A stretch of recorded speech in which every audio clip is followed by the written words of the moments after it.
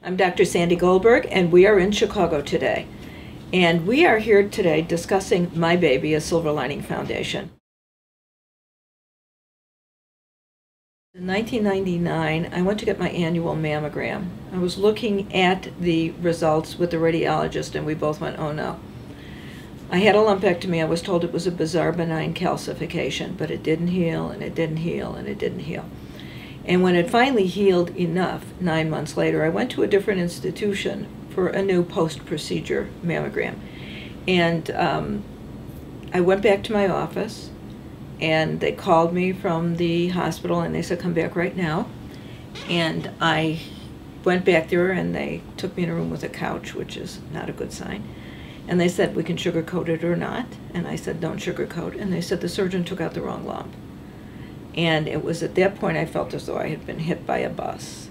I called my husband, I asked him to come home, and he said, okay, didn't ask any questions. And I told him what was going on. I had to have surgery literally within 2 days because they didn't know what they were going to find. And God bless him, he said, well, I didn't mirror your chest, don't worry about it.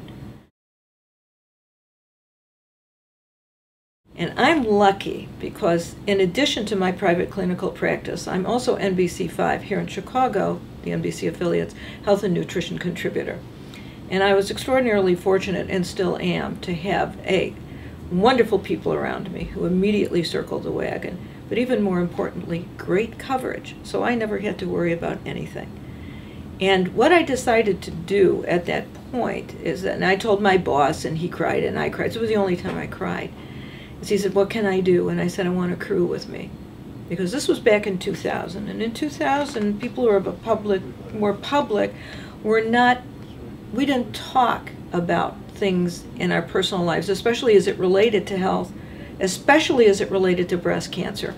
And I was just so mad. I said, I need a camera crew.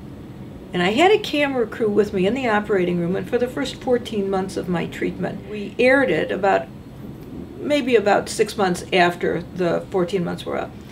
And it was the largest outcry to any human interest story that's ever been aired on NBC here in Chicago, but more importantly, it reached people who felt that it was okay to talk about something publicly, their concerns, their fears, and it was a physical response.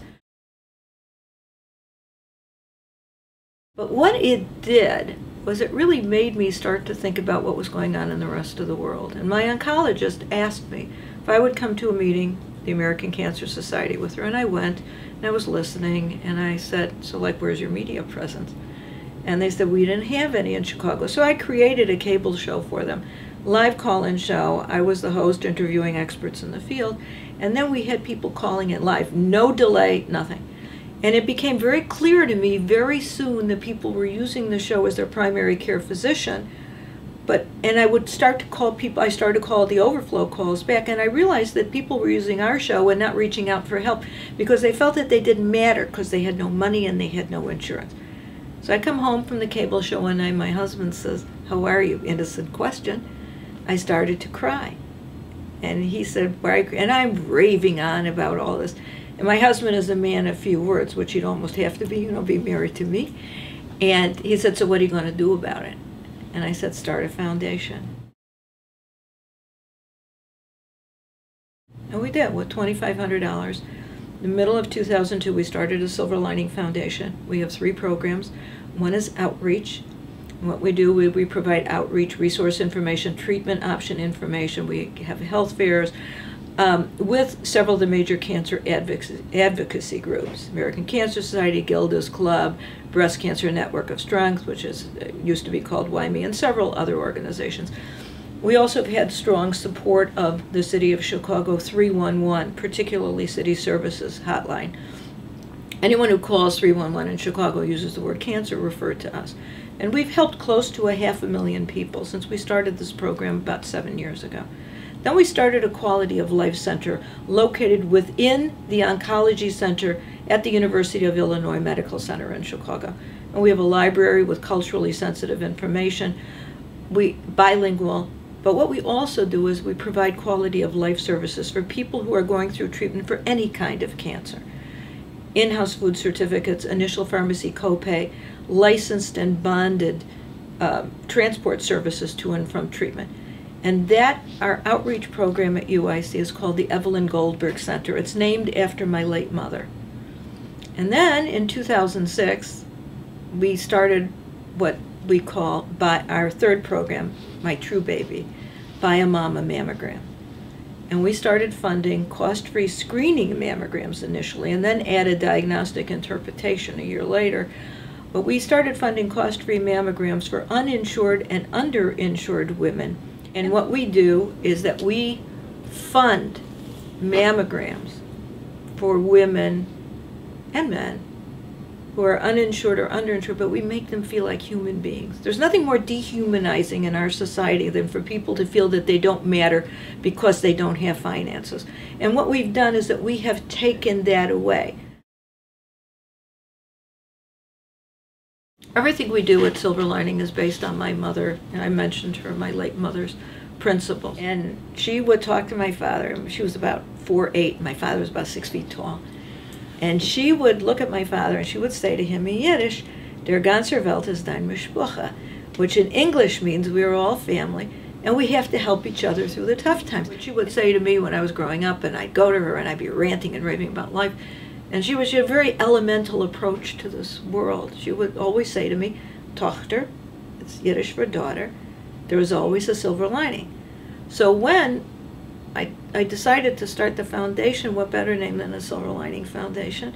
And what better philosophy than we're all family and we have to help each other through the tough times, and that we are doing. One of the places in which we pre-qualify women for mammograms is we go into Jewel Osco stores. And we participate in health fairs, but this particular one was at a Jewel Osco store. And women were lined up so that they could get pre-qualified. And this woman called up and she said to me, my mother got her mammogram through Silver Lining. Her mother-in-law, rather, got her mammogram through Silver Lining. She said, and I want to thank you.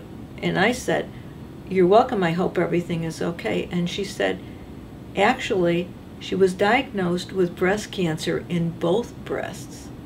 She had her surgery, and she's doing okay. And she said to me, my family wants to thank you for letting us keep our mother. I want to take it nationwide. And all that stands in our way is funding. That's the only thing that stands in our way. I mean, I remember when we started Silver Lining, many people said to me, you know, Sandy, there's a lot of money out there for research. And I said, yeah, I'm a product of research, and I know that.